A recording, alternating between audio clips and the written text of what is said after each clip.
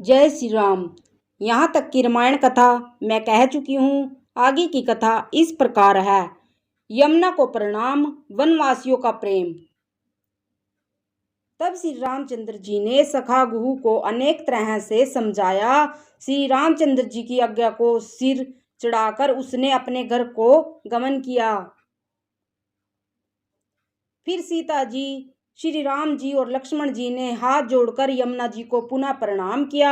सूर्य कन्या यमुना जी की बड़ाई करते हुए सीता जी सहित दोनों भाई प्रसन्नता पूर्वक आगे चले।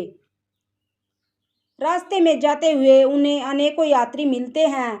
वे दोनों भाइयों को देखकर उनसे प्रेम पूर्वक कहते हैं कि तुम्हारे सब अंगों में राज चिन्ह देखकर हमारे हृदय में बड़ा सोच होता है। ऐसे राज चिन्हों के होते हुए भी तुम लोग रास्ते में पैदल ही चल रहे हो।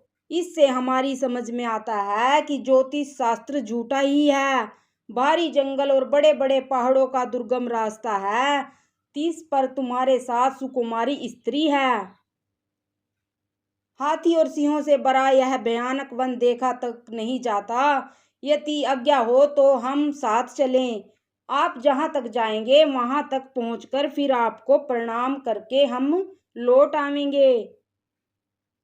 इस प्रकार वे यात्री प्रेमवश पुलकित शरीर हो और नेत्रों में जल भरकर पूछते हैं, किंतु कृपा के समुद्र श्री रामचंद्र जी कोमल विनय युक्त वचन कहकर उन्हें लौटा देते हैं।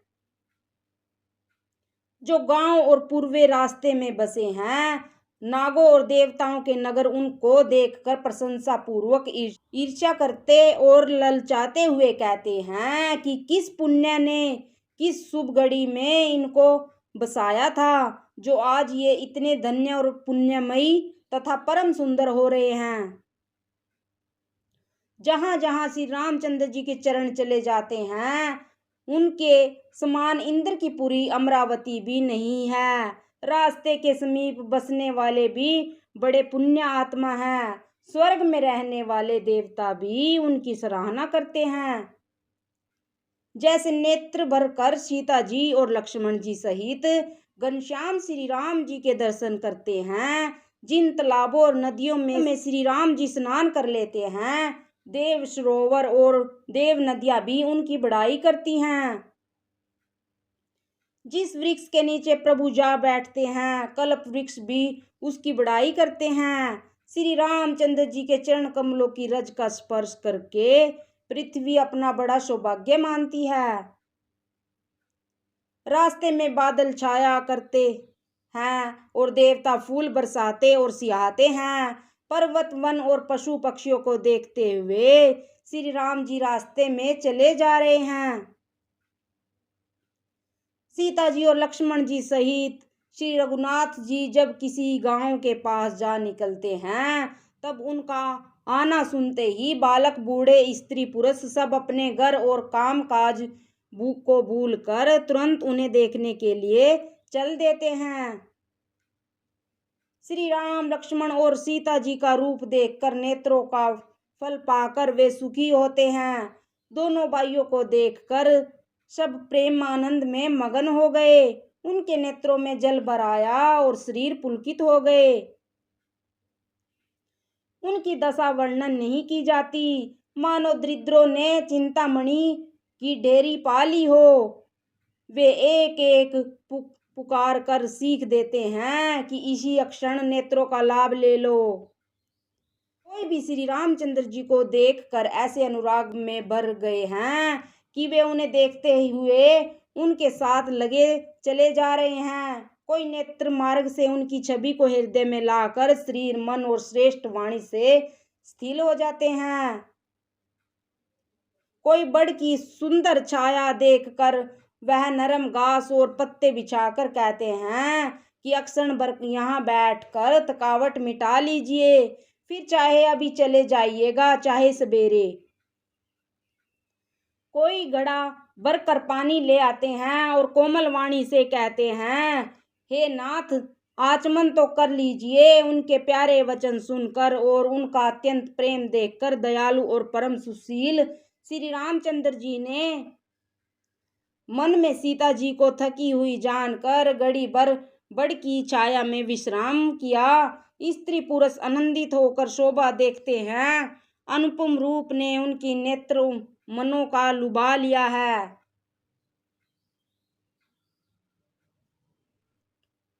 सब लोग टकटकी लगाए श्री रामचंद्र जी के मुख चंद्र को चकोर की तरह देखते हुए चारों ओर सुशोभित हो रहे हैं। श्री राम जी का नवीन तमाल वृक्ष के रंग का शरीर अत्यंत शोभा दे रहा है, जिसे देखते ही करोड़ों कामदेवों के मन मोहित हो जाते हैं।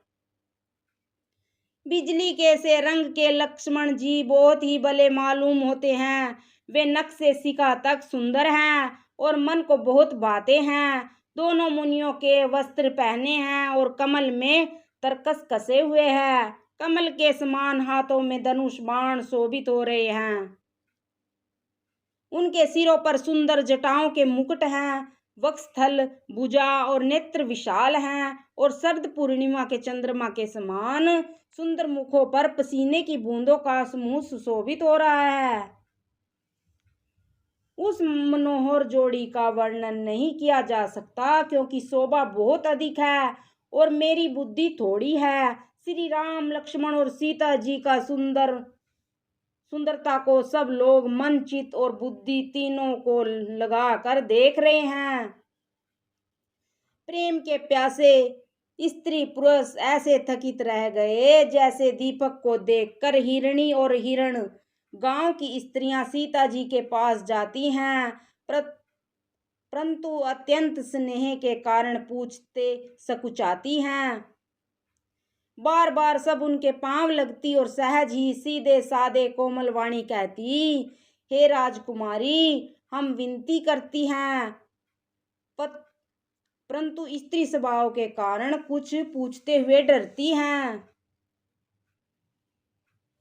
हे स्वामिनी, हमारी ठिठाई क्षमा कीजिएगा और हमको कुंवारी जानकर बुरा ना मनाइएगा। ये दोनों राजकुमार स्वभाव से ही लवणमयी हैं। मरकतमणि और स्वर्ण ने कांति इन्हीं से पाई है। मरकतमणि में और स्वर्ण में जो हरित और स्वर्ण वर्ण की आभा है, वह इनकी हरिताभ, नील और स्वर्ण कांति के एक कण के बराबर भी नहीं है। श्याम और गौर वर्ण है, सुंदर किशोर अवस्था है। दोनों ही परम सुंदर और शोभा के धाम हैं। शरद पूर्णिमा के चंद्रमा के समान इनके मुख और शरद ऋतु के कमल के समान इनके नेत्र हैं। हे सुमुखी, कहो तो अपनी सुंदरता से करोड़ों कामदेव को लजाने वाले ये तुम्हारे कौन हैं? उनकी ऐसी प्रेममयी सुंदर वाणी सुनकर सीता जी सकुचा गई और मन ही मन मुस्कुराई। उत्तम वर्ण वाली सीता जी उनको देखकर पृथ्वी की ओर देखती है। वे दोनों ओर के संकोच से सकुचा रही है। हिरण के बच्चे के सदृश नेत्र वाली और कोकिल की सी वाणी वाली सीता जी सकुचाकर प्रेम सहित मधुर वचन बोली, ये जो सहज स्वभाव सुंदर और गोरे शरीर के हैं, उनका नाम लक्ष्मण है। ये मेरे छोटे देवर हैं। फिर सीता जी ने अपने चंद्रमुख को आंचल से ढक कर और प्रियतम की ओर निहार कर भौहें टेढ़ी करके खज्जन पक्षी के से सुंदर नेत्रों को तिरछा करके सीता जी ने इशारे से उन्हें कहा कि ये मेरे पति हैं। यह जानकर गांव की सब युवती स्त्रियां इस प्रकार आनंदित हुई मानो कंगाल ने धन की राशियां लूट ली हों। पकड़ वे अत्यंत प्रेम से सीता जी के पैरों पड़कर बहुत प्रकार से आशीष देती हैं, शुभ कामना करती हैं कि जब तक शेष जी के सिर पर पृथ्वी रहे तब तक तुम सदा सुहागिन बनी रहो और पार्वती जी के समान अपने पति की प्यारी हो। हे देवी, हम पर कृपा न छोड़ना। हम बार बार हाथ जोड़कर विनती करती हैं, जिसमें आप फिर इसी रास्ते लौटे और हमें अपनी दासी जानकर दर्शन दें। सीता जी ने उन सबको प्रेम की प्यासी देखा और मधुर वचन कह कह कर उनका भली भांति संतोष किया, मानो चांदनी ने कमुदनियों को खिलाकर पुष्ट कर दिया हो। उसी समय श्री रामचंद्र जी का रुख जानकर लक्ष्मण जी ने कोमल वाणी से लोगों से रास्ता पूछा। यह सुनते ही स्त्री पुरुष दुखी हो गए, उनके शरीर पुलकित हो गए और नेत्रों में वियोग की संभावना से प्रेम का जल भर आया। उनका आनंद मिट गया और मन ऐसे उदास हो गए मानो विधाता दी हुई संपत्ति छीन लेता है। कर्म की गति समझकर उन्होंने धैर्य धारण किया और अच्छी तरह निर्णय करके सुगम मार्ग बतला दिया। तब लक्ष्मण जी और जानकी जी सहित श्री रघुनाथ जी ने गमन किया और सब लोगों को प्रिय वचन कहकर लौटाया, किंतु उनके मनों को अपने साथ ही लगा लिया। लौटते हुए वे स्त्री पुरुष बहुत ही पछताते हैं और मन ही मन देव को दोष देते हैं। परस्पर विषाद के साथ कहते हैं कि हे विधाता के सभी काम उल्टे हैं। वह विधाता बिल्कुल निरकुश, निर्दयी और निडर है, जिसने चंद्रमा को रोगी और कलंकी बनाया, कल्प वृक्ष को पेड़ और समुद्र को खारा बनाया, उसी ने इन राजकुमारों को वन में भेजा है। जब विधाता ने इनको वनवास दिया है तब उसने भोग विलास व्यर्थ ही बनाए।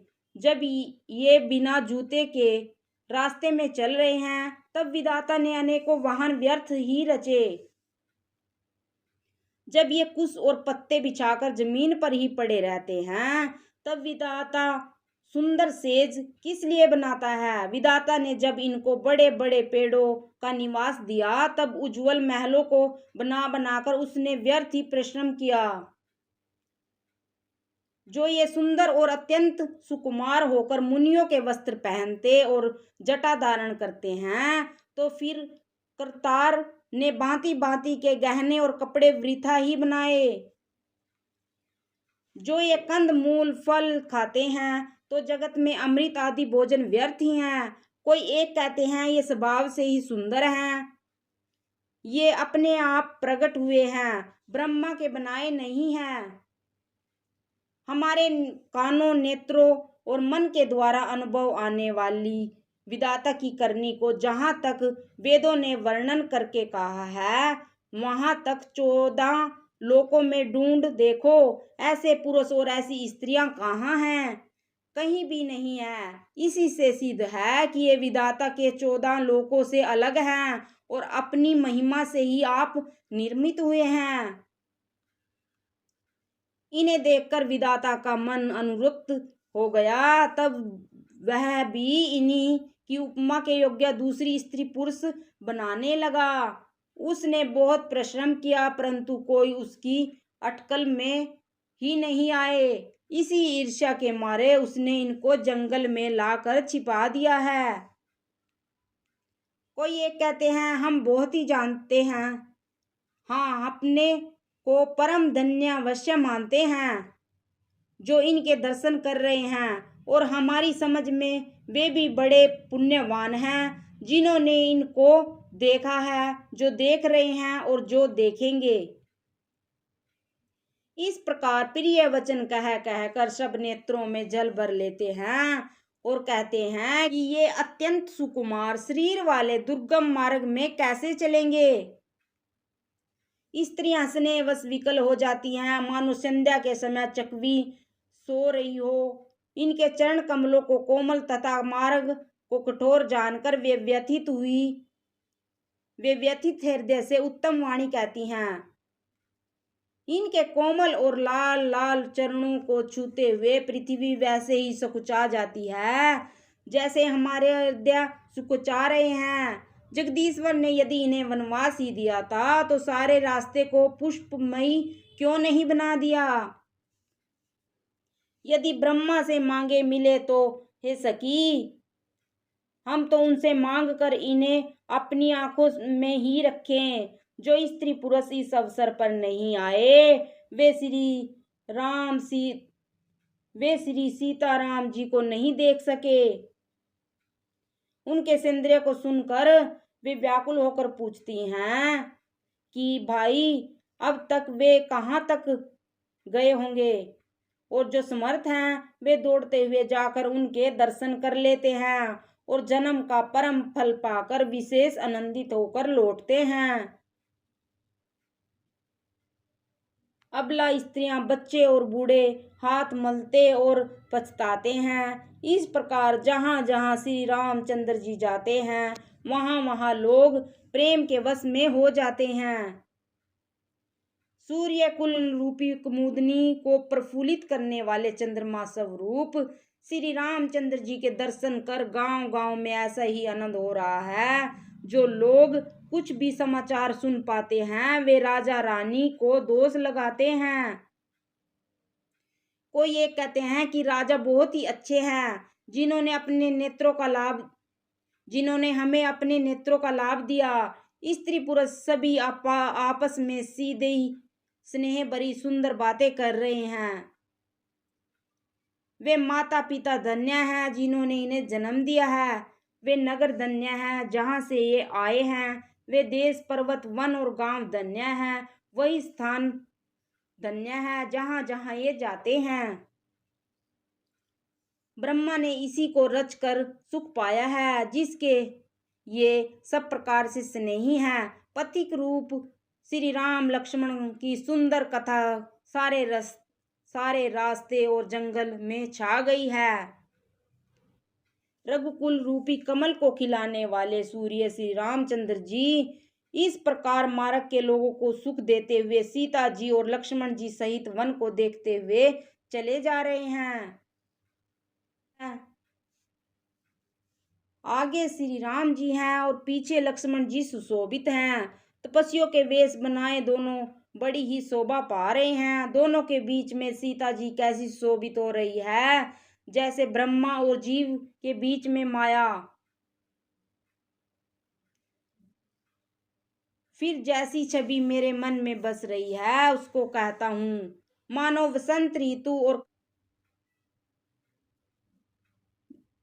कामदेव के बीच में रति शोभित हो। फिर अपने हृदय में खोज कर उपमा कहता हूँ कि मानो बुध और चंद्रमा के बीच में रोहिणी सो रही हो।